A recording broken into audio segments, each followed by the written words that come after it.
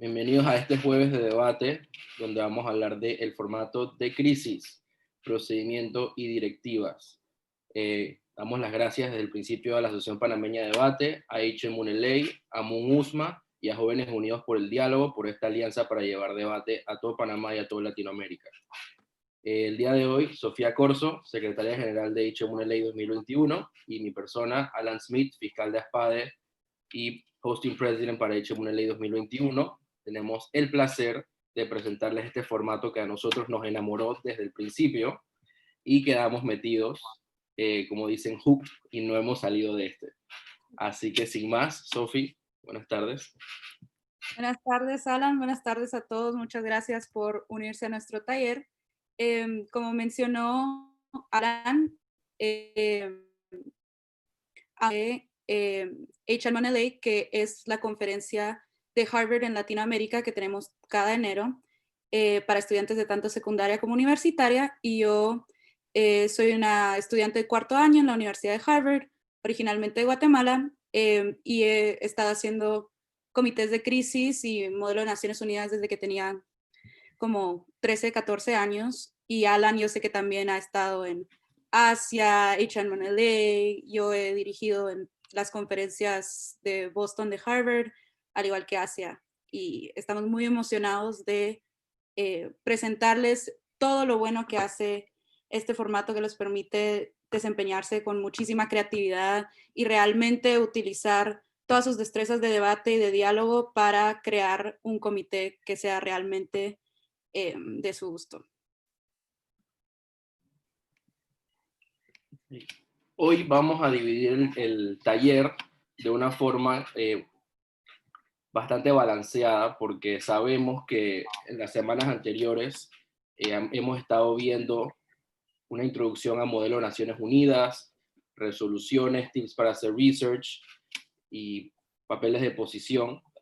Crisis tiene un procedimiento bastante diferente y por eso queremos hacer una transición bastante ordenada para los que son nuevos en este mundo de modelo de Naciones Unidas y que no sea demasiada información muy rápido. Y si es así, siempre estamos a la orden para sus preguntas en el chat, y después Sofía y yo aparte les responderemos cualquier duda que tengan. Ahí está el balance de hoy. Primero la transición, vamos a empezar con lo que hemos visto anteriormente, a hilarlo con hoy. Después Sofía les va a hablar de los componentes claves de crisis. Vamos a hacer prácticas de cómo se pudiese desarrollar un comité de crisis para que vayan teniendo un entendimiento del espectro que involucra crisis y no es lo que normalmente les pueden haber dicho que es simplemente un gabinete de gobierno. Y al final vamos a responder preguntas. Ok. Recapitulando, modelo de Naciones Unidas. Ya sabemos que el modelo de Naciones Unidas es una simulación en el que estudiantes o personas representan países o un colectivo dentro de un comité o una comisión que existe a nivel de las Naciones Unidas. Esto es para practicar diplomacia y bueno, dentro de este mismo espectro se han creado o lo que se conoce como agencias especializadas. Estas agencias especializadas rinden un propósito un poco más allá de la representación directa de un país en un tema amplio, y se dirige a un tema bastante específico que no tiene tantas ramificaciones como lo pudiese tener una asamblea general o un comité para desarrollo nuclear, del cual de un tema salen muchas ramas. En un comité de crisis que está dentro de las agencias especializadas se va a caracterizar porque hay un problema que el comité represente, a quien representen, tiene que resolver de una manera inmediata. Tenemos como ejemplo, pasa el próximo slide, por favor, Sofía. Aquí les ponemos tres ejemplos. La Asamblea General de la ONU, los comités de Asamblea General o ICOSOC discuten temas amplios, mientras que un ejemplo de un híbrido en la mitad, por ejemplo, sería el Consejo de Seguridad de la ONU. Es un cuerpo representativo, sin embargo, nada más tiene 15 miembros, y es, además de la Corte Internacional de Justicia, la única dependencia de la ONU que tiene poder legal en el Estatuto de las Naciones Unidas. Las decisiones de sus miembros son de obligatoria ejecución para los Estados miembros, mientras no medie un veto de uno de los 5 miembros permanentes. Y ahora tenemos como ejemplo de un comité de crisis el Consejo de Seguridad Nacional de Estados Unidos. Aquí podemos ver en la foto los miembros más altos del gobierno de George Bush, por ejemplo, sentados en la mesa donde toman decisiones inmediatas dentro de las capacidades del gobierno de los Estados Unidos para hacer frente a una crisis o una problemática inmediata. No requieren de la aprobación necesariamente de la comunidad internacional o de personas fuera del comité. Si bien es cierto, las acciones de esos actores afectan lo que va a suceder en ese comité, no necesariamente ese comité tiene que pedir autorización a un ente externo.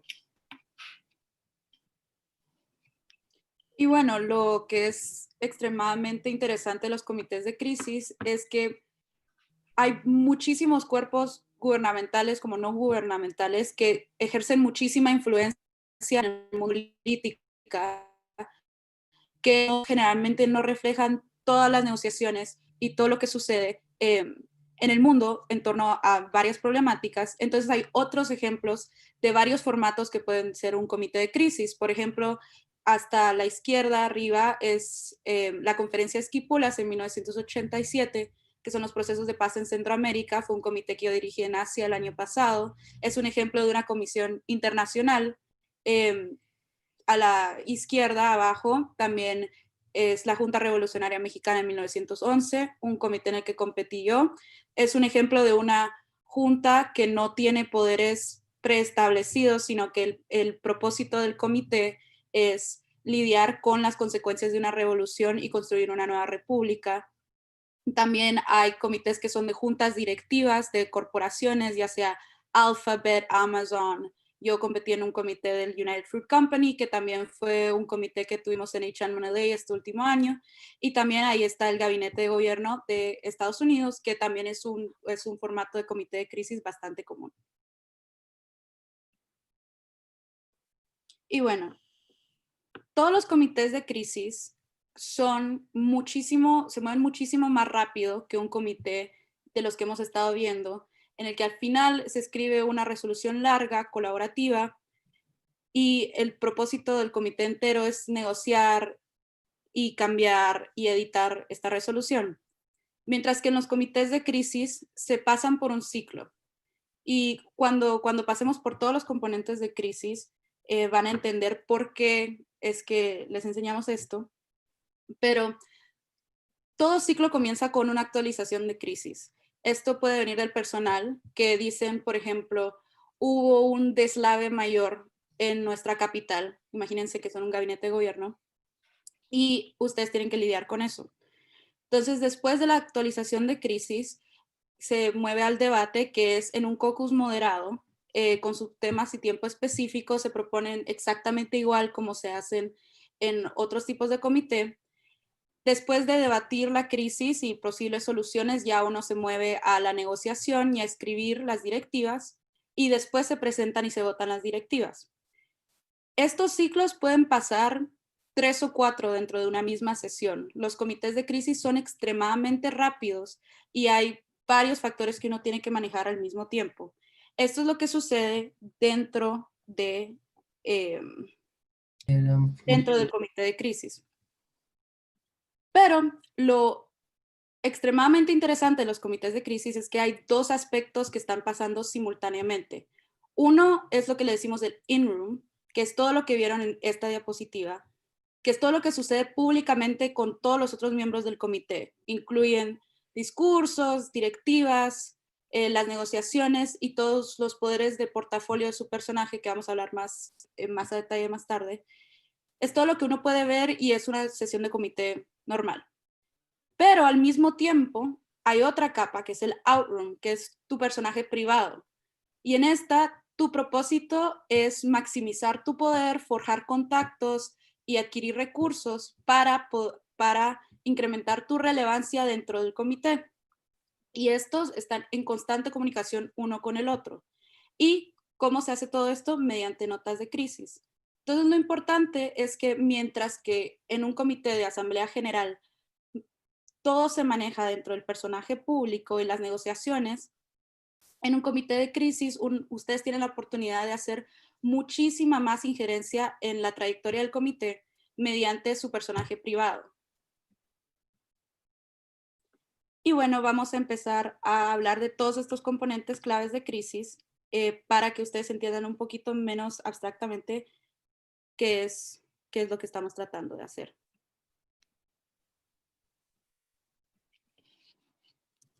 Alan. Poderes de portafolio. Partiendo del entendimiento de que esto es un comité de crisis, ustedes van a tener una posición asignada. El comité puede ser un comité histórico o puede ser un comité actual. Va a depender de lo que les diga la guía y lo que ustedes vayan leyendo y la información que les den de su personaje. No es lo mismo ser ministro de Defensa que ser ministro de Educación o ministro de Salud. Y a diferencia de otros comités donde uno puede decir, bueno, no tengo de repente todo que ver con el tema desde el principio, en un comité de crisis sí. Ser miembro de un gabinete o de una junta directiva es intrínseco a tener una postura para desarrollar la crisis, porque los comités son más pequeños que los otros tipos de comités. Es por eso que uno, antes de llegar, o inclusive al llegar, tiene que identificar inmediatamente cuáles son sus poderes de portafolio, dado quién es tu personaje, dada la relevancia histórica y la investigación que se hizo. Lo primero que hay que hacer es hacer un plan de juego. ¿Qué quiero lograr y cómo lo voy a lograr? Uno no puede ser ministro de Defensa y decir quiero mandar 50.000 tropas y van a llegar en 20 minutos. Realmente hay que tener en consideración la cantidad de tropas disponibles, el dinero que hay disponible, si se necesita comprar armamentos, si se necesita comprar insumos médicos, todo lo que uno tenga en mente que quiera hacer dentro de su postura, tiene que saber cómo lo va a sustentar y cómo lo va a solventar, más importante que eso. Esa es la diferencia entre un delegado de crisis y un buen delegado de crisis. Saber cómo llegar a tus objetivos de una forma racional y dentro de la realidad. Hay que tomar en cuenta siempre el año en que se está, no hay teléfonos satelitales en los años 20, ese tipo de cosas es lo primero que hay que identificar cuando se nos da un tema y una postura. Exactamente, y lo bueno es que si vas a participar en un comité de crisis, lo primero que puedes ver, aparte del contexto histórico y tu guía de estudio, es ver a tu personaje y ver cuál es su historia familiar, qué posiciones ha tenido, cuáles serían, si yo fuera esta persona, cuáles serían lógicamente los contactos y el alcance que yo tendría para poder ejercer mi influencia en el comité. Pero bueno, vamos a través de este taller, vamos a estar haciendo prácticas interactivas para ver si están entendiendo los conceptos que les estamos presentando, porque todos se interrelacionan entre sí. Y nuestra primera práctica es que queremos que imaginen que son parte de un comité de crisis que es un gabinete presidencial de un país latinoamericano. Yo sé que nos están viendo de varios países, entonces ustedes imagínense, puede ser su propio. Y tú eres el ministro de Salud. ¿Cuáles serían tus poderes de portafolio? Si entras a tu comité, ¿qué son las cosas que uno podría proponer dadas los poderes y el mandato que tiene un ministro de Salud? Vamos a pedir voluntarios, entonces si alguien quiere algo, solo levante la mano. Ahí dice Alejandro Zúñiga, Sistema de Salud. Exacto. ¿Alguien que levante la mano? Daniela. Micrófono, Daniela. Compra equipo médico. Para hospitales tipo públicos y así, pues. Correcto. ¿Qué más? Seguramente también la asistencia, el personal que tengas disponible para combatir cierta enfermedad, o sea, recursos humanos. Importante. Muy importante. Bueno, y este es un... No sé si hay más, Alan. A ver, ¿alguien más porque no tiene las cámaras prendidas? Hola, ¿puedo participar? Sí, claro. Bueno, quizá estemos en medio de un conflicto y el ministro de Salud puede proveer asistencia médica para aquellas personas que estén tipo damnificadas por el conflicto. Quizá un armado, una revolución, una cosa así. Sí, no, perfecto. Y como se dan cuenta, toda posición en un comité trae ya factores institucionales que permiten que ustedes tengan bastante flexibilidad con los poderes que van a utilizar. Sí, entonces todos los poderes de portafolio es una buena estructura para basarse y entender eh, con qué posición vengo. Y algo muy importante de los comités de crisis es que generalmente en los comités de asamblea general, si hay un tema de defensa que se está discutiendo, hay algunos países que tal vez no tengan un ejército, por ejemplo, que sientan que no pueden poner mucha de su influencia en los temas que se discuten en el comité. Mientras tanto, en los comités de crisis, la verdad que con cualquier posición que uno tenga, si la utiliza bien y conoce sus poderes de portafolio, puede ejercer muchísima influencia y poder dentro del comité. Bueno, algo que estaban mencionando, Alan, que son los planes de crisis. Lo importante de un comité de crisis es entrar con un plan, saber cuál es mi objetivo final de este comité. Si yo estoy en un comité que es post-revolucionario, por ejemplo, ¿será que mi objetivo final es volverme presidente del comité, es crear mi propio partido político, etcétera? Y ya aparte de ese plan, hay que pensar qué pasos son los que tengo que lograr para lograr este objetivo. Y más importantemente, cómo puedo usar mi conocimiento histórico y de la región y de mi personaje para desarrollar mi plan. Y como mencionó Alan, un buen plan de crisis es incremental. Eso significa que no es algo que se hace en solamente una nota o una acción, sino que es algo que requiere varios pasos que se cumplan para después lograr tu objetivo.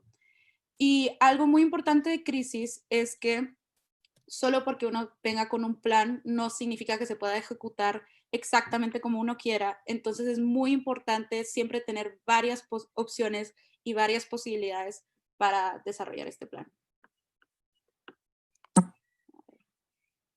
Algunos ejemplos comunes que se hacen muchísimo en comités de crisis son volverse presidente mediante una elección, ya sea legítima o no, empezar y ganar una guerra civil, separarse de un país y formar una región autónoma o provocar una invasión internacional a tu país.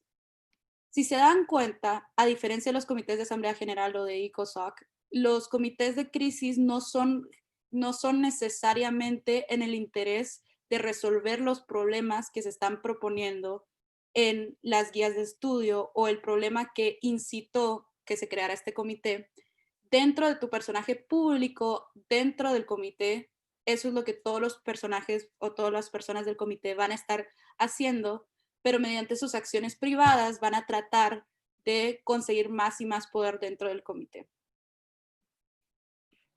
Y bueno, tal vez me puedan preguntar, ok, si yo quiero formar mi propio ejército o formar mi propio país, ¿cómo lo puedo hacer eso en un formato de comité de debate en el que yo estoy sentada y solo tengo mi pluma y papel? Pero eso es exactamente cómo se hacen mediante notas de crisis. Uno escribe una nota de crisis y con eso logra pasar sus planes. Entonces son notas personales y secretas entre tu personaje, digamos yo soy el ministro de Defensa, escribo como si fuera el ministro de Defensa, mi persona, y el personal del comité, que sea el director de crisis o directores asistentes, y el personal del comité responderá a tu nota como si fueras el personaje al que le escribiste. Si yo, por ejemplo, soy el ministro de Relaciones Exteriores de un país y le quiero escribir al jefe de Estado de otro país, le escribo y el personal de crisis responderá como si fuera ese jefe de Estado. Y el propósito de una nota de crisis es que sean de acción, que tu personaje proponga algo que quiere lograr privadamente y crisis, dependiendo de qué tan detallada y buena es la nota, te lo puede conceder parcialmente o rechazar. Y lo importante es que son concisas y cortas, se escriben en lo que está sucediendo en el comité y son escritas a mano. Entonces, algo que sucede en crisis es que, la verdad, dentro de la sesión del comité, uno nunca para porque siempre está o escribiendo una nota o haciendo un discurso o escribiendo una directiva. Y como los comités de crisis son pequeños, generalmente no son más de 20 personas, uno tiene muchísima más oportunidad de poder hablar y hacer discursos que serían en un comité más grande. Y bueno, las notas de crisis solo por escribirlas no significa que van a lograr los propósitos que quieren, sino que tienen que estar muy bien escritas. A estos son los elementos necesarios que tiene que tener una nota de crisis. La primera es el destinatario.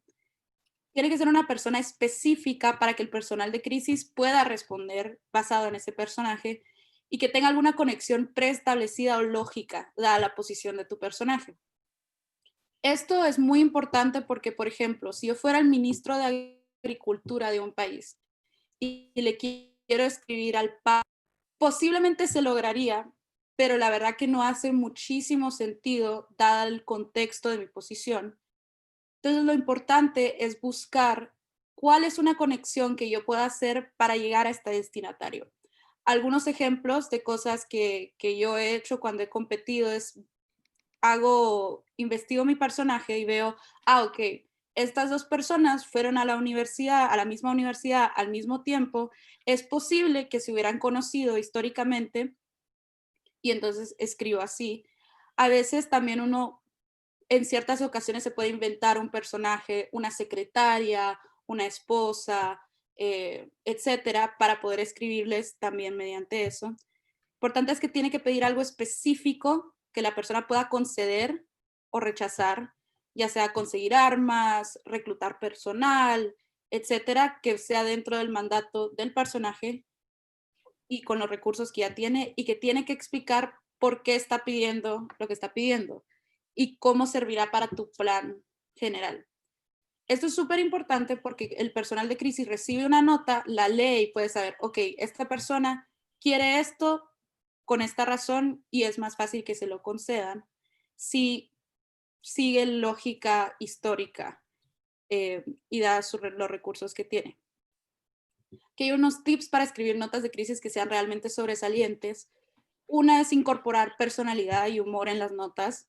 La gente y el personal que generalmente hace comités de crisis les encanta el periodo histórico y los personajes que formaron en el comité. Y si ustedes realmente se dedican a ese personaje, es algo que van a apreciar muchísimo el personal de crisis. También si uno quiere dibujar diagramas o algo, si es necesario para su nota, es algo que puede hacer para que se distingan. Lo importante es demostrar un conocimiento claro y profundo de los actores históricos del comité, y ya les vamos a proveer un ejemplo. Y algo súper, súper importante es que un comité de crisis y las notas de crisis no son Google. Algo que sucede muchísimo es que si es un comité histórico y es, yo no sé, 1914 y yo no sé la moneda del país en el que estoy, escribirle una nota de crisis preguntando eso no es una nota de crisis. Una nota de crisis es algo que pide una acción dentro del contexto del comité. Y algo que también se puede hacer es incorporar a otros miembros del comité, a otras personas que estén compitiendo y escribir notas de crisis conjuntas, secretas. Pero eso es un poco más avanzado. Vamos a hacer otra práctica. A los que quieran decir, solo levanten su mano. Este es un ejemplo de una nota de crisis que escribió el ministro de Relaciones Exteriores de Estados Unidos en el gabinete de Richard Nixon de 1970. Su objetivo es abrir relaciones diplomáticas con la República de China. ¿Qué errores ven en la nota y cómo la mejorarían? No sé, Alan, si quieres leer la nota dramáticamente. Estimado Crisis, quiero agendar una reunión en Rusia, territorio neutral, con el personal diplomático de China. ¿Con quién recomiendas que hablara? Atentamente, secretario William Rogers. Entonces, basado en las indicaciones que les acabo de dar, ¿cuáles son algunos errores que ustedes notan en esta nota? ¿Alguna mano alzada? No veo. En el chat. ¿A quién está dirigida? Exacto, Pues- no tiene destinatario. Entonces no se sabe. Ujú. El contexto de la reunión quizás no está implicado dónde será la reunión específicamente. Ujú. Además que habla de habla de una reunión en Rusia con un personal diplomático de China, pero tampoco especifica qué personal diplomático de China. Lo otro que yo agregaría es que no explica por qué está pidiendo esta reunión. Exacto. Otra cosa, ay, disculpa. Dale. Otra cosa dice, pregunta, ¿con quién recomiendas hablar? Y se supone que él es el ministro y el secretario y debería saber con quién hablar. Ujú. Exacto, y Anne menciona que no parece que sea muy personal, es más bien imperativa y vaga. Claro, no sugiere que esto sería una persona que escribiría una nota así. Algo también muy importante es, o no importante, pero un detalle que si yo fuera personal. Y en 1970 no existe Rusia como tal, que es la Unión Soviética. Entonces, alguien que no tenga estos detalles, no, a mí me indica que no sabe el contexto histórico en el que está. Bueno, entonces, este es el mal ejemplo. Este es un mejor ejemplo de una nota de crisis que realmente demuestra todo lo que mencioné antes. Alan, tú y vos. El buen ejemplo es para Jacob Beam, embajador de Estados Unidos a la Unión Soviética, de William Rogers, secretario de Estado de Estados Unidos. Estimado embajador, espero se encuentre bien. Le mando saludos a su esposa Adele. Necesito que agendes y tengas una reunión con Liu Xinguang, embajador de China en la Unión Soviética, para discutir la posibilidad de una visita diplomática del presidente Nixon a su país. Por favor, manténme al tanto del resultado de esta reunión. Ojalá con esto logremos entrar en negociaciones para reabrir relaciones bilaterales entre Estados Unidos y la República de China. Atentamente, William Rogers. Entonces, como ustedes mencionaron, hay nombres específicos del embajador, dice con qué propósito. Algo también importante es que le da una indicación a Crisis de qué es lo que quisieran ver en la respuesta y también indica cuál es el propósito general, porque si miran en el mal ejemplo, dice que quiere agendar una reunión, pero no tienen propósito, no se sabe por qué. Y ese es un ejemplo de algo que alguien que está como ministro de Relaciones Exteriores en un comité de crisis podría hacer enteramente en privado sin que el resto del comité necesariamente tenga que saber. Entonces es un ejemplo de una nota de crisis que se puede escribir. Y bueno, nos movemos a las directivas. Agregando un poquito sobre las notas de crisis, nosotros sabemos que aquí hay bastantes circuitos distintos de debate y también va a depender mucho de la conferencia en la que estén participando, así que hay que estar pendientes de eso.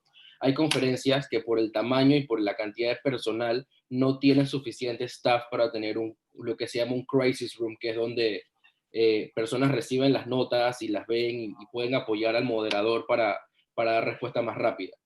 Por ejemplo, en el circuito panameño es el moderador, de repente hay 2 moderadores y ese es el team de ese comité. Ellos 2 tienen que estar pendientes de todo el flujo del comité, más las notas de crisis, más las actualizaciones. Así que, sí, viéndolo como exdelegado de crisis, sí es la parte más tediosa tener que esperar una respuesta, pero a la vez pónganse en los zapatos de sus moderadores, dependiendo del tamaño de la conferencia, y a veces pueden tardar en responderles, a veces ni siquiera tienen respuesta y el moderador simplemente lo agrega como parte de la actualización, que eso igual significa que ustedes tienen los puntos porque le dieron esa idea a la mesa, o la mesa la tenía pensada y están bastante alineados. Así que sí tengan en consideración el tipo de conferencia en el que están, porque el personal varía. Ahora Y sí. algo muy importante, Alan, gracias por mencionarlo, es que las notas de crisis, estas pueden formar después una actualización de crisis dentro del comité. Entonces, uno no solo influencia su propia trayectoria, pero puede influenciar la trayectoria entera del comité. Por ejemplo, si esta reunión diplomática es exitosa y si se logran reabrir relaciones diplomáticas con China, eso afectaría al resto del comité. Y entonces una acción individual puede hacer muchísimo impacto. Ahora sí, las directivas. La semana pasada estábamos viendo con Matthew y con Andrea lo que son las resoluciones. Ya la parte diplomática de una negociación de los días de comité que se plasman en un documento que tiene que aprobar la comisión o el comité en el que están debatiendo. Una directiva es bastante similar, nada más que dentro de un comité de crisis se van a pasar o se van a discutir por lo menos un sinnúmero de directivas, porque estas son acciones inmediatas, concisas y más cortas que el comité puede ir tomando paulatinamente para resolver o tratar de enfrentar la crisis que enfrenta la comisión o la junta directiva que estén representando. Yo lo describo como una mini resolución. Simplemente se saltan las cláusulas preambulatorias, se van directamente a las operativas y no tienen que tocar todos los temas. Simplemente es una acción que el comité o una parte del comité considera que de ser tomada inmediatamente va a aliviar o resolver parcialmente lo que están discutiendo. Una o dos páginas, puede ser inclusive media página. Yo recuerdo que durante mis tiempos quitaba un extracto de una hoja y lo mandaba así, porque era algo muy pequeño, pero que podía hacer una gran diferencia, sobre todo a la hora de cabildear votos en el comité, porque también en un comité de crisis hay negociaciones diplomáticas entre personas del mismo bando, porque no todo el mundo piensa exactamente igual.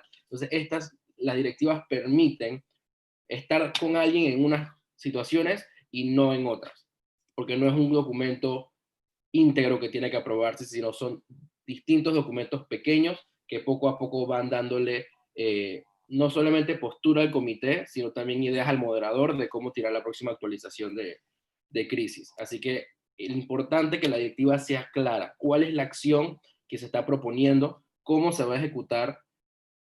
Y ya la consecuencia no depende del comité ni de lo que diga la directiva, la consecuencia depende de cómo la mesa o cómo el crisis room decide que sucedió. Puede ser una acción bastante bien intencionada, bastante bien plasmada, bien con el financiamiento, pero a la hora de la hora pasó algo totalmente distinto. Eso es lo que hace este comité tan interactivo y dinámico, que uno nunca sabe si haciendo las cosas completamente bien, todo va a salir completamente mal.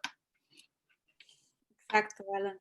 Y algo muy importante es este mecanismo constante de retroalimentación que tienen los comités de crisis, porque si se dan cuenta, como un comité conjunto pueden escribir y pasar directivas que afectan lo que está pasando en el mundo exterior, pueden escribir notas de crisis que afectan su trayectoria personal y todo esto está sucediendo al mismo tiempo. Es por eso que muchos delegados que hacen crisis primero se familiarizan con el contexto y con el formato general de Moon, y ya cuando se sientan con un poquito más de experiencia se meten a hacer crisis porque tiene más componentes que se están moviendo rápido. Este es un ejemplo de una directiva. Sí, este es un ejemplo de una directiva que es, como Alan dijo, corta, concisa. Imagínense que hay un terremoto severo que ha dejado muchos heridos y a muchas personas, sin hogar en la capital del país en el que están representando. Y entonces ustedes reciben esta actualización y ya empezaron a escribir su directiva. Directiva, respuesta al terremoto. La gente generalmente hace títulos más creativos para que distingan sus directivas con los patrocinadores, los firmantes y las cláusulas operativas. Este es un ejemplo. 1. Desplazar elementos del Ejército Nacional en las siguientes áreas afectadas para hacer operaciones de rescate, subcláusula A, región A, etc. 2. Construir refugios de emergencia para las poblaciones afectadas, proveer los siguientes insumos, A, B, C, etc. Lo importante es que son verbos de acción. A diferencia de las resoluciones que ustedes vieron la semana pasada, la mayoría son recomendaciones porque no tienen poder de enforzar las recomendaciones que hace, pero sí tienen, ustedes sí tienen la posibilidad y el poder como comité, como gabinete, hacer acciones concretas. Y lo importante es que si una directiva lidia con una problemática, pero la directiva no es lo suficientemente detallada o no lidia con los problemas de base, el personal de crisis después puede decidir, ok, resulta que no especificaron qué tipo de comida, entonces solo dieron comida perecedera y se gastó un montón de comida. O no especificaron las regiones en las que teníamos que ir, entonces ya no tenemos recursos para ir a las regiones más necesitadas. Entonces, la estrategia de crisis es saber exactamente cuánto detalle incluir y cómo construir unas directivas para que tengan el resultado que uno desea dentro del comité. Pero bueno, nos vamos a ahora mover a prácticas más interactivas que las van a permitir a ustedes aplicar todo lo que han aprendido y todo lo que quisieran, sí, y todo lo que quisieran hacer. No sé, Alan, si las puedes explicar rápido. Sí. Ahora sí vamos a ir a la práctica. Vamos a dividirlos aleatoriamente en breakout rooms. Van a estar de 8 a 10 personas por sala. Les vamos a dar una temática de la práctica y ustedes van a simular ser esa comisión o esa junta directiva que les vamos a asignar, y van a tener un periodo de más o menos 10 minutos para redactar una directiva de cómo proponen sean los pasos iniciales para hacer frente a la situación que les vamos a plantear. Entonces, vamos a ir con la primera.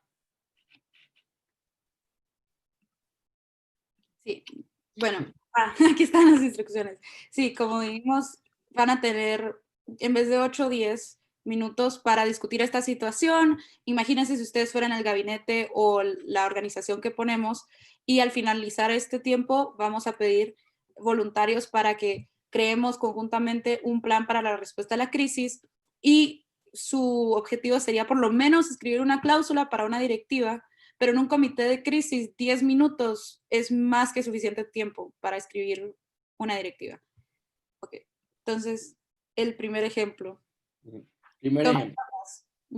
Estamos en un tiempo de pandemia del COVID-19 y en muchos países estamos entrando en la época de la influenza. Mucha gente ya está empezando a vacunarse, hay países que están teniendo problemas para hacer llegar las vacunas. Entonces, en el tema de vacunas de influenza hay muchas farmacéuticas, muchos gobiernos y muchos fabricantes que la hacen y que la venden al mercado. Producto del COVID-19, en este momento, estamos en crisis, recuerden. En este momento hay gran demanda por las vacunas contra la influenza. Varias farmacéuticas, prácticamente todas las farmacéuticas que no somos nosotros, estamos subiendo los precios a más de 4 veces lo que habría normalmente por la alta demanda y la poca producción que hay en estos momentos. Ustedes van a ser la junta directiva de la farmacéutica GlaxoSmithKline, fabricante de vacuna contra la influenza, y tienen que decidir qué postura va a tomar la empresa frente a esta situación, sabiendo que las demás han subido los precios 3 y 4 veces por encima de lo normal. ¿Qué opciones hay? Está subir el precio a igualar a la competencia, mantener el precio de siempre, subirlo menos o bajarlo por razones humanitarias. Pueden tomar inclusive una decisión que esté fuera de lo que les acabamos de plantear aquí. Ustedes son la junta directiva, así que les corresponde hacer una directiva para dar los primeros pasos de cómo va a afrontar GlaxoSmithKline esa situación. Entonces, sin más, vamos a empezar el periodo de 10 minutos para que conversen en los breakout rooms. Ok. Vamos a empezar con las directivas. Para la primera que recibí fue de Joaquín, del grupo, no sé qué número, pero ahorita lo voy a proyectar para que los integrantes del grupo puedan presentar su directiva y leer sus propuestas.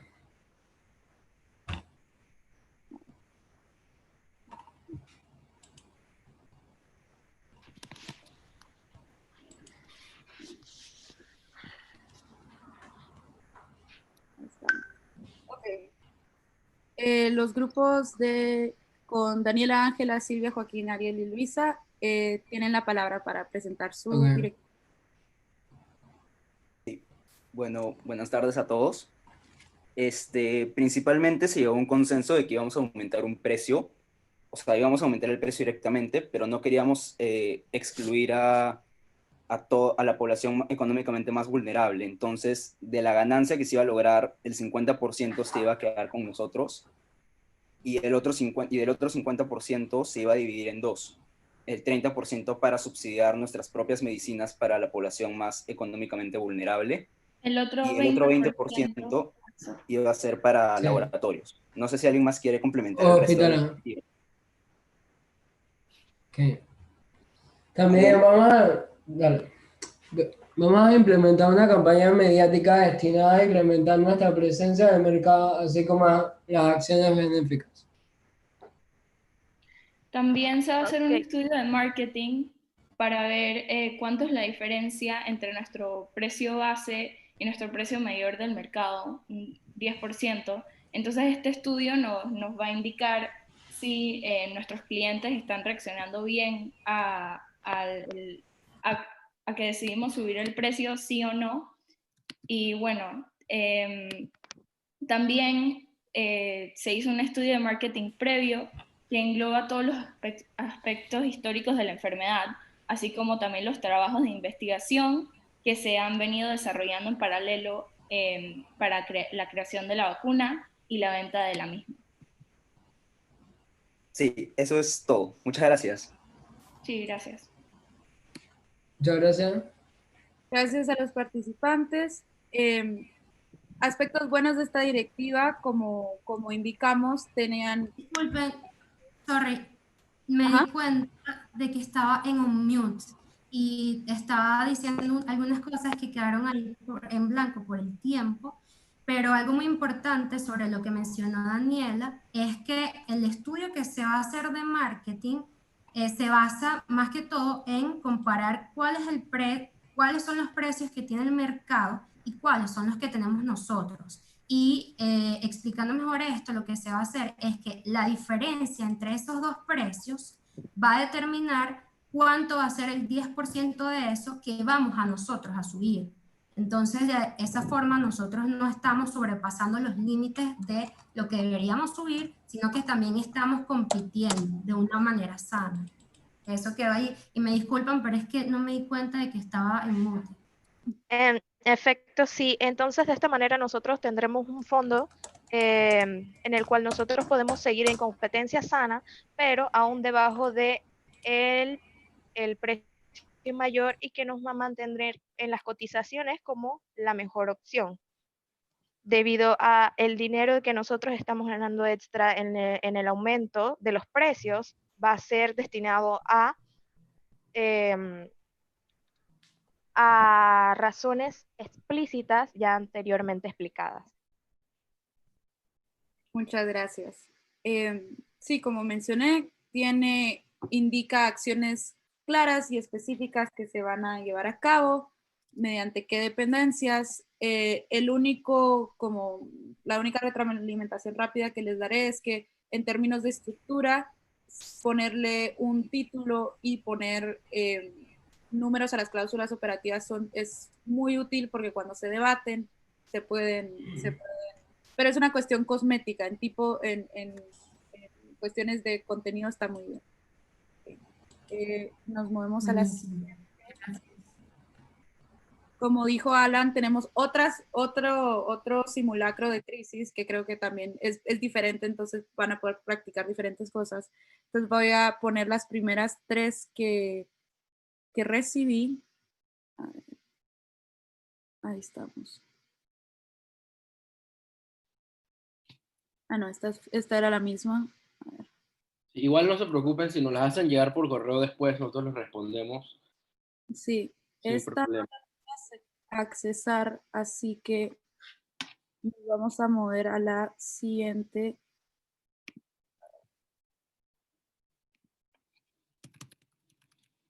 También. Podrían ponerlo público. Sí, si puedes revisar la anterior, ya conseguí el acceso. Ok, a ver. Perfecto. Bueno, entonces los miembros de este grupo ya tienen la palabra.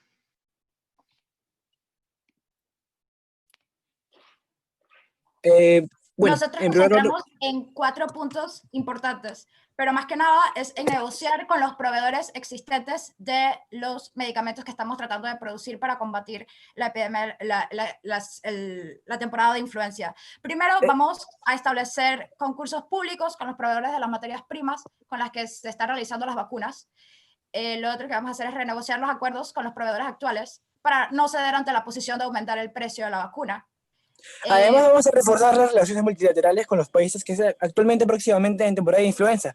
¿Para qué? Para que mediante relaciones público-privadas poder establecer así un mercado amplio y un estudio de mercado en el cual podemos accionar, vendiendo las vacunas. Y como último punto, reforzaremos los mecanismos de logística y transporte para así poder hacer llegar las vacunas necesarias a las personas que requieran esas vacunas.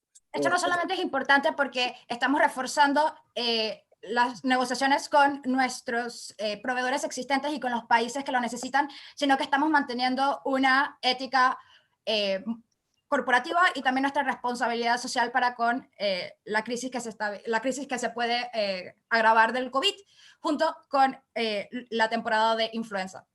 Exacto, porque consideramos que no hay una razón sustentable para la necesidad de aumentar los precios. Si bien es cierto que los demás lo hagan, no significa que nosotros tengamos que hacerlo. Y como lo pueden ver, estamos recomendando un concurso público para así hacer un proceso con transparencia y mantener una relación activa con nuestros proveedores y con nuestros clientes. Y así, de esa forma, estamos ganando como empresa, no en función de la ganancia por unidad, sino en función del volumen. Todo para el bien del proveedor y del contribuyente. Y de las personas que lo necesitan. Gracias, chicos. Muchas gracias. Gracias.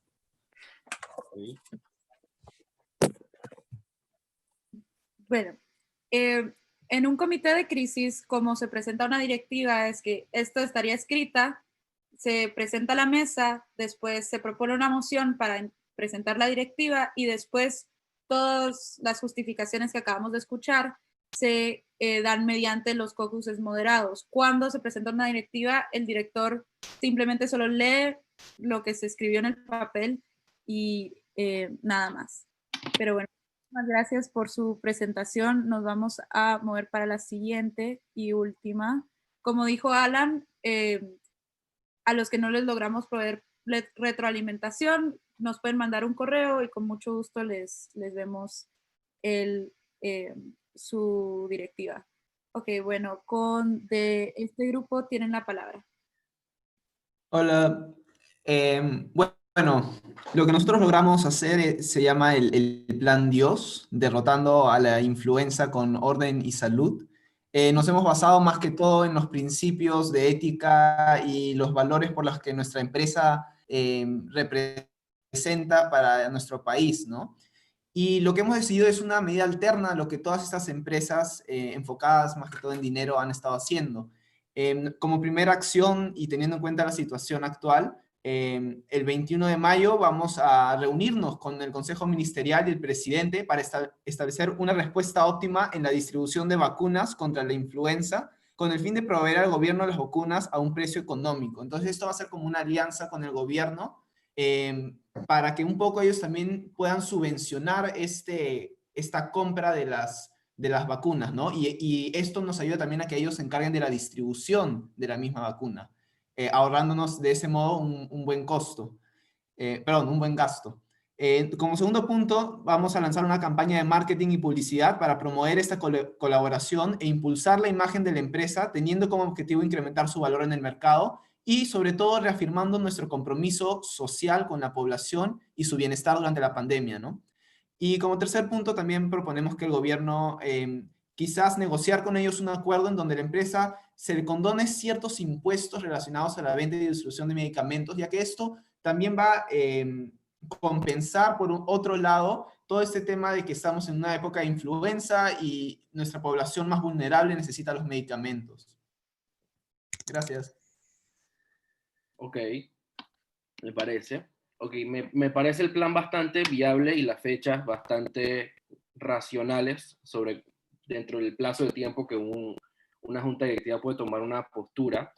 Sobreentiendo que como no está puesto en los puntos, el precio de la vacuna que tiene GlaxoSmithKline se mantiene hasta que decidan lo contrario, pero sí sería bueno que en este tipo de cosas que son crisis lo incluyan, así como por el momento se mantiene el precio o va a haber cierta variación hasta que se decida a nivel de junta directiva, y el resto de las fechas que pusieron me parecen excelentes.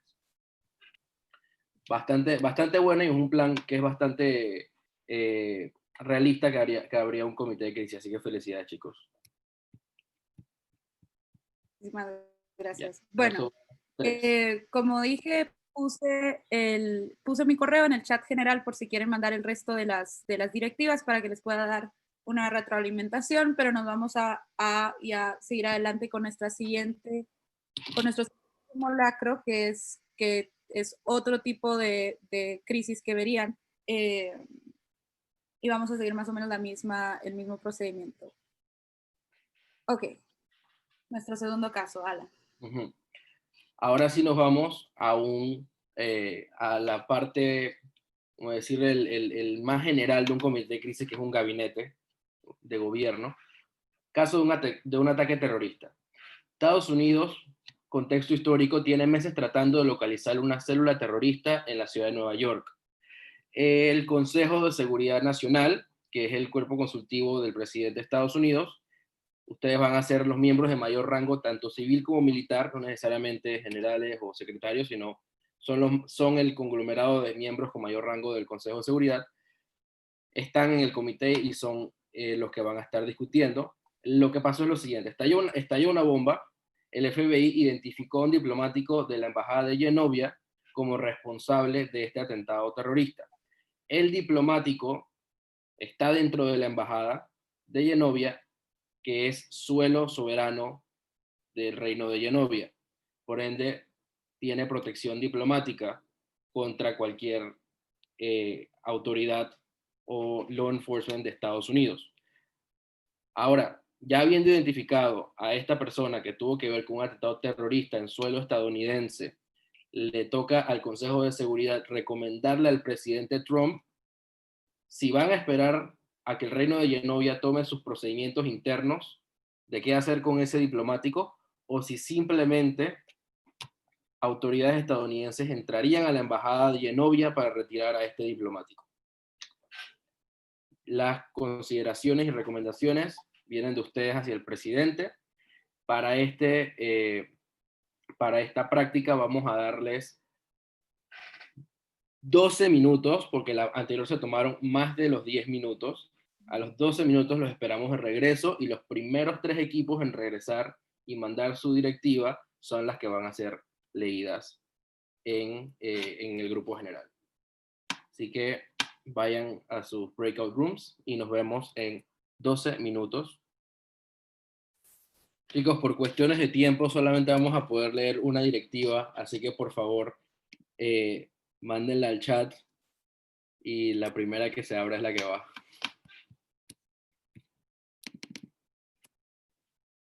Wow.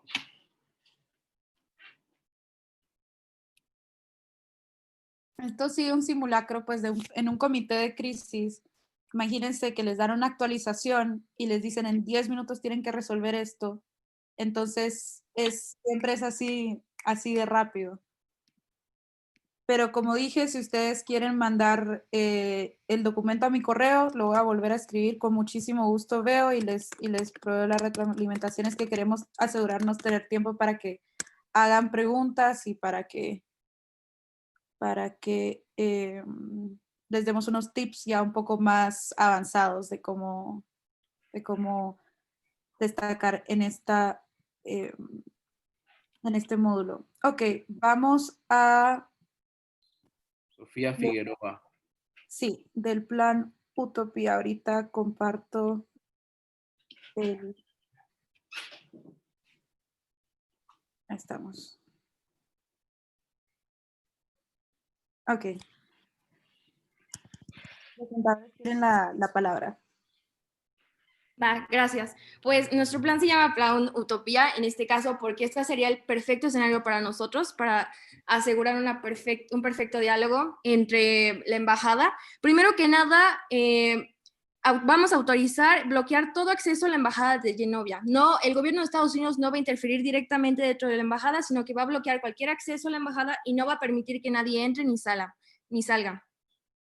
En un segundo punto, vamos a entablar conversaciones diplomáticas entre el ministro de Relaciones Exteriores, el secretario de Gobernación y su majestad, en este caso el líder de Genovia.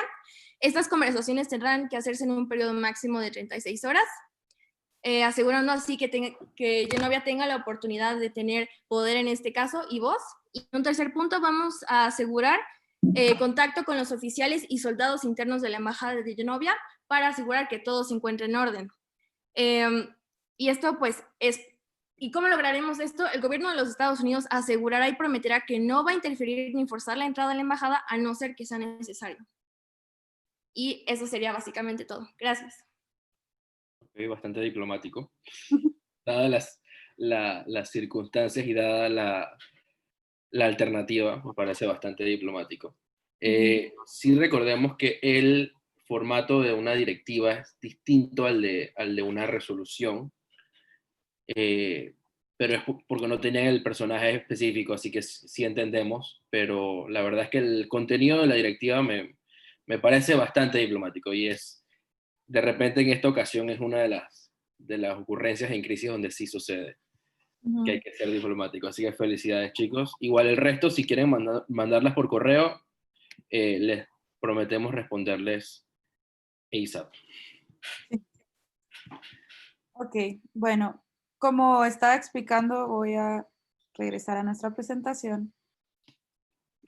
Como estaba explicando, el formato de crisis es bastante dinámico y bastante rápido, y estos solo eran unos ejemplos de unos simulacros que ustedes pueden tener si estarían en un comité de crisis. Y yo sé que hoy vimos muchísimas cosas, también les podemos compartir la presentación si quisieran tenerla para poder repasar, pero como manera de repaso general, los comités de crisis son generalmente comités pequeños. Como se dieron cuenta, incluso con 8 a 9 personas que estaban en sus grupos ya había un debate bastante intenso, y todos forman parte de una estructura con roles definidos. Entonces, en un simulacro ya más desarrollado, cada uno de ustedes tendría un personaje, ya sea un ministro específico, para poder ejercer su posición. Y el propósito del comité es responder a este tipo de actualizaciones que les dimos, constantes del staff, y escribir directivas para lidiar con la situación. Y uno puede expandir sus poderes en el comité mediante las notas de crisis, que es lo que repasamos antes, con el propósito de ejecutar un plan de crisis.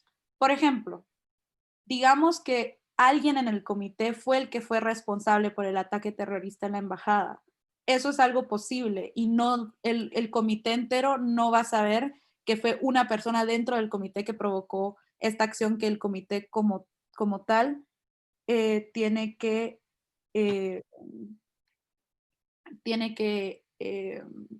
sí, que el comité como tal tiene que resolver.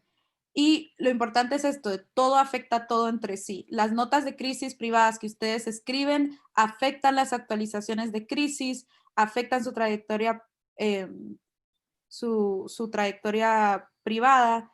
Y lo importante es que si están haciendo acciones que no están en los intereses del comité, es muy probable que los descubran o que después eso provoque consecuencias para su persona.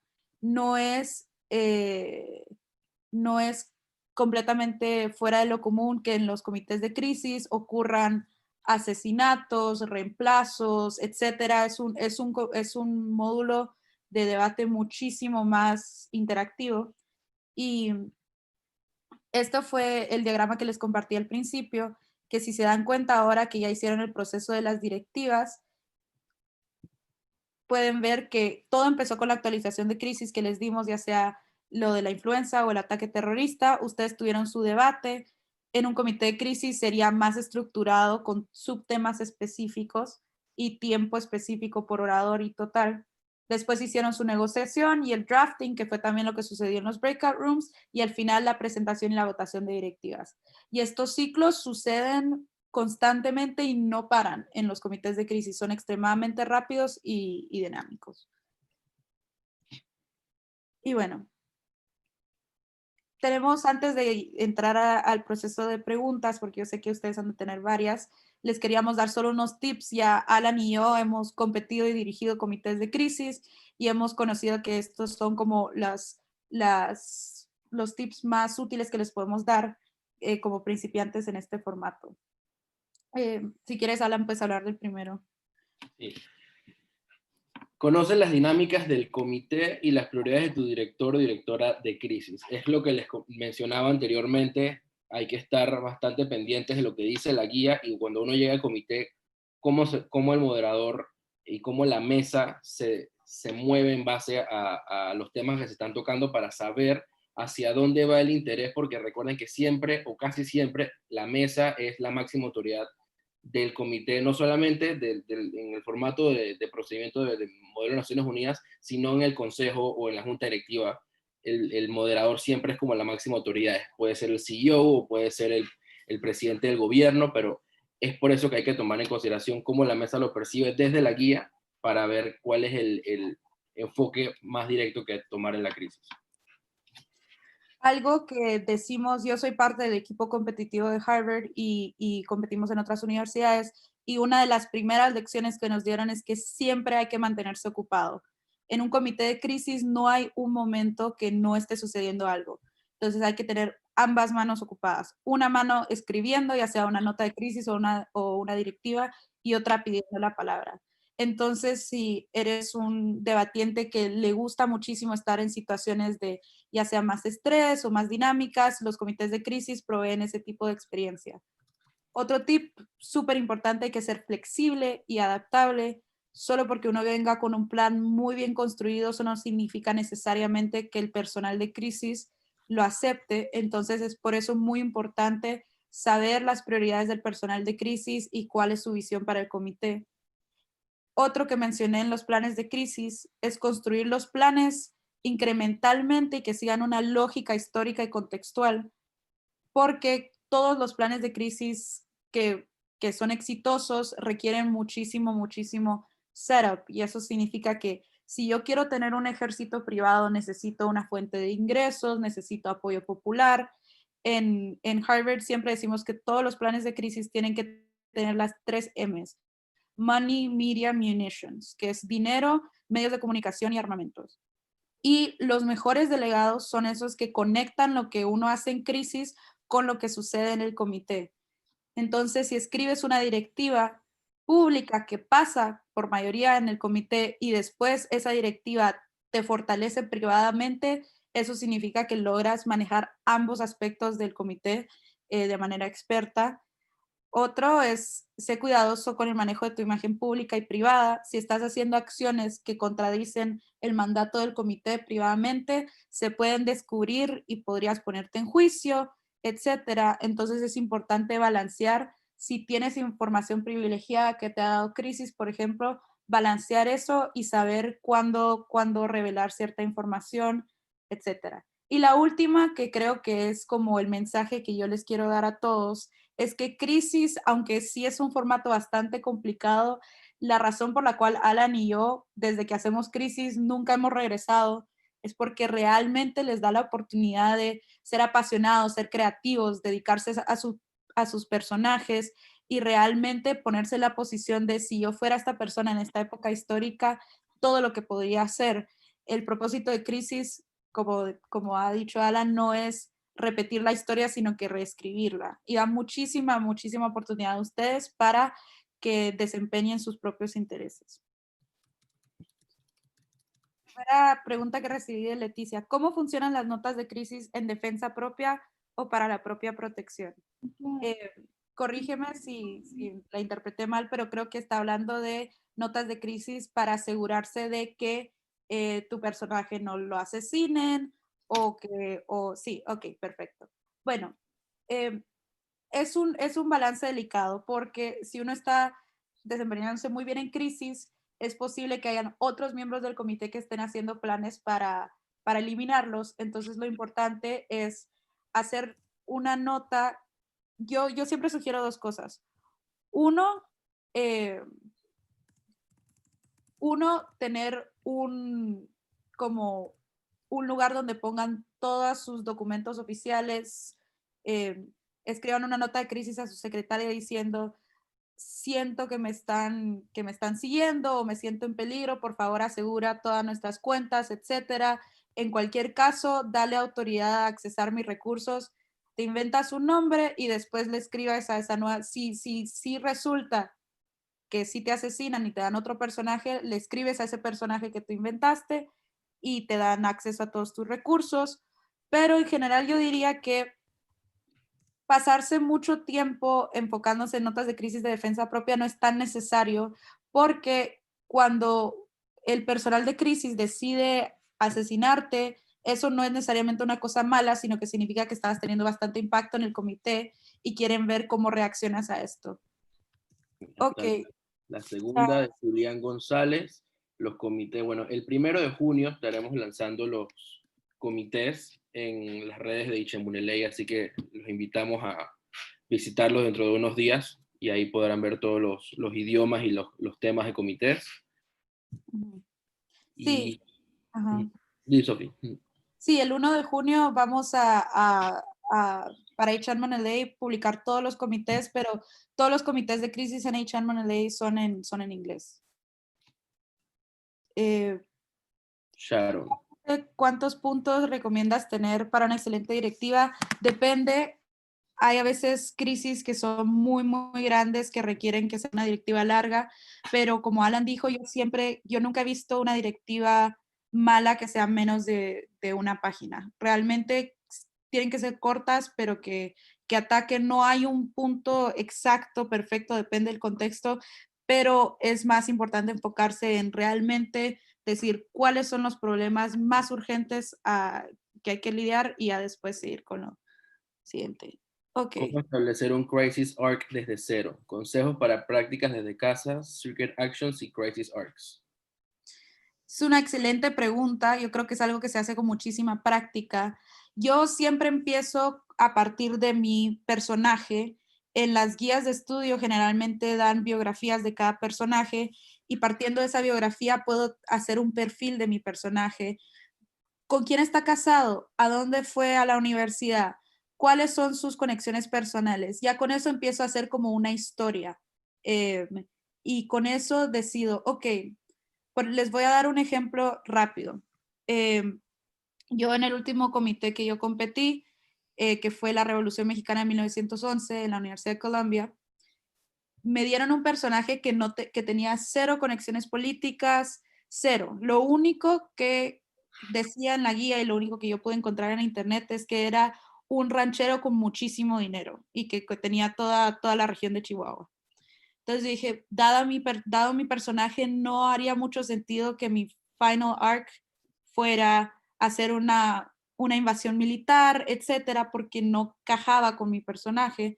Entonces yo lo que hice fue formar una república independiente de Chihuahua, por ejemplo, y usar todos mis recursos regionales para trabajar con eso. Entonces yo diría que requiere muchísima investigación y conocimiento histórico. Y si puedes encontrar fuentes primarias que te ayuden a entender quién es tu personaje y qué es este comité, es mejor. Silvia pregunta que si es posible preguntarles a los chairs como qué tipo de planes quisieran aceptar, etcétera. Eso generalmente se menciona en la guía de estudio, por lo menos en H&M, todas las guías de estudio al principio de comités de crisis tienen una explicación de qué es lo que está buscando el director, porque los comités de crisis son bastante subjetivos en qué tan creativos o flexibles van a ser con la realidad histórica. Entonces, sí es posible, a veces solo es cuestión de contactarlos antes de la conferencia y leer muy cercanamente la guía de estudio. El profesor Pineda pregunta que cómo se eligen a todos los jóvenes que participan en comités de crisis. Sí, profesora Pineda, sobre eso,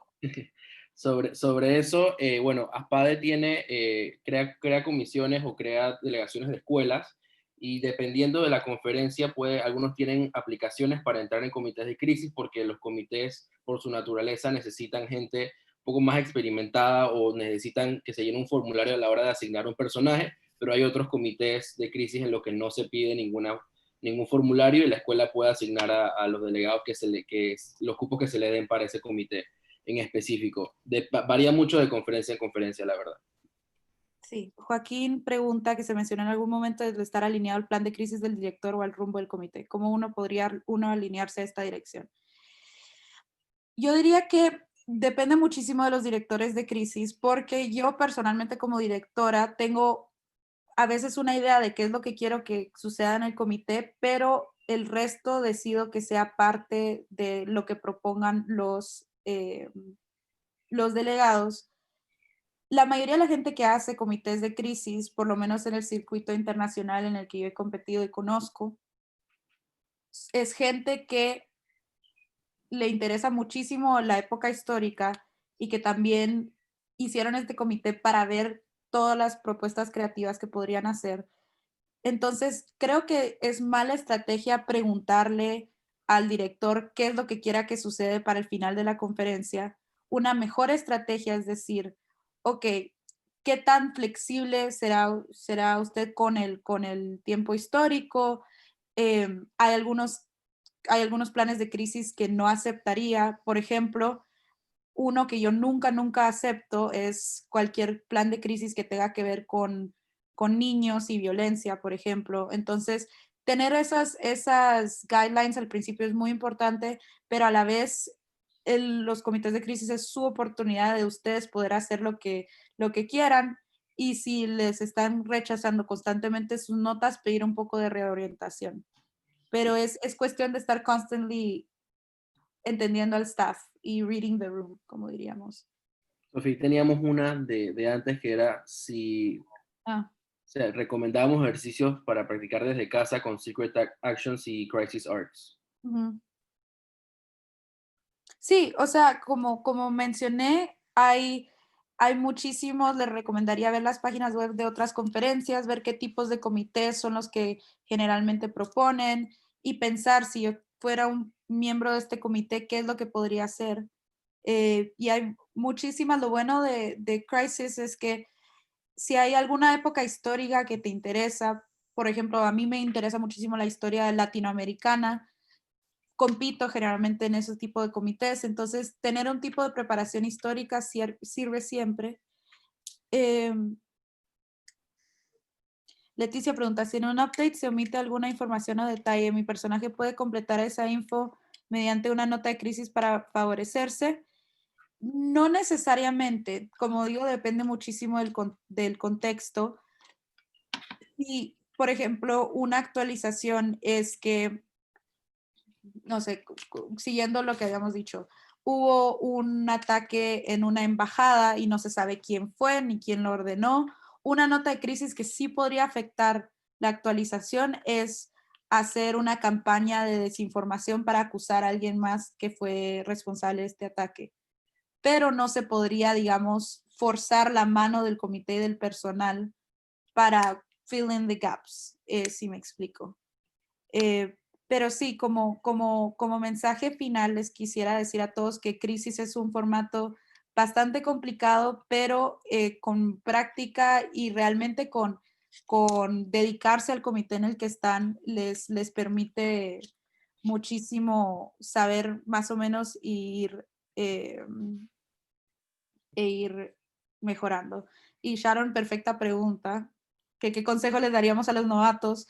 Yo mi primer comité de crisis entré completamente ciega, fue H-Man del 2016 en la Universidad de Harvard cuando era estudiante de preparatoria. Y creo que lo más importante es solo continuar. Un comité de crisis es una maratón, no es una carrera rápida.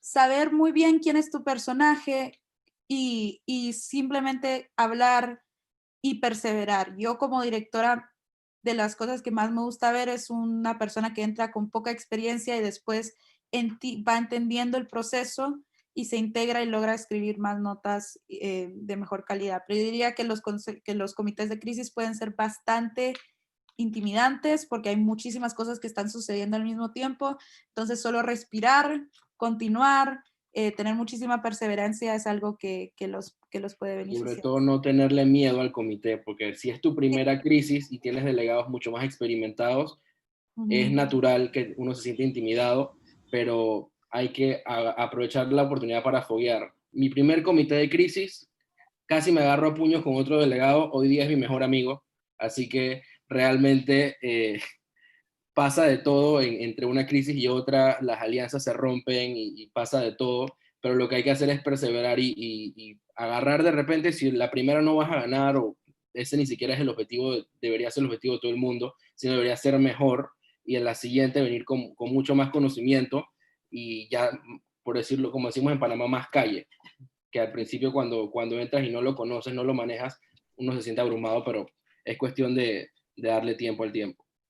Y bueno, ya la última pregunta, ya tenemos que cerrar. Lo mejor es reescribir la historia, pero ¿hasta qué punto es bueno basarse o tomar ideas de lo que pasó en la realidad? Ok, eso justo Sofi y yo lo estábamos hablando ayer. Cuando te es un comité histórico, digamos que el comité se va a reunir el 20 de mayo de 1950. Es importante saber que todo lo que pasó hasta el 19 de mayo de 1950 sucedió. La historia no se puede cambiar porque es antes de la fecha en que el comité se está reuniendo. Cuando el comité se reúne, no necesariamente tenemos que seguir lo mismo que pasó en la historia. Y eso es lo que estábamos justo hablando ayer, Sofía y yo. No vamos a rehacer la historia, la vamos a reescribir. No necesariamente hay que irse en contra de lo que pasó, pero no tiene que ser el factor motor que los lleve a ustedes a llevar el comité. O sea, si la historia ya la sabemos y para eso nos vistiésemos a recrearla, pero lo que estamos haciendo es simulando ese momento en la historia y quién sabe si se hubiesen tomado decisiones distintas, cuál fuese el presente. Así que ese es el objetivo de un comité de crisis. De repente resolver lo que gente que estaba en esos zapatos en ese momento no pudo. Así que disfrútenlo y más que nada aprovechenlo y pónganse creativos. Sí, muchísimas gracias Diego King. por haber asistido a nuestro taller. Nosotros nos pueden seguir en nuestras redes, ya sea con ASPADE Panamá para saber los talleres. HN-LA va a abrir su proceso de inscripción el 1 de junio. También vamos a revelar nuestros comités el 1 de junio, entonces ya vienen muchísimas cosas interesantes. Estoy muy feliz de ver a mucha gente que asistió a la conferencia. Y créanme que Alan y yo estamos, también Matthew creo que sigue acá en la llamada, que es nuestro director general. Estamos trabajando muy duro para proveerles la mejor conferencia y la mejor experiencia de debate que quieran. Y ofrecemos comités en inglés y en español, tanto para secundaria como universitarios.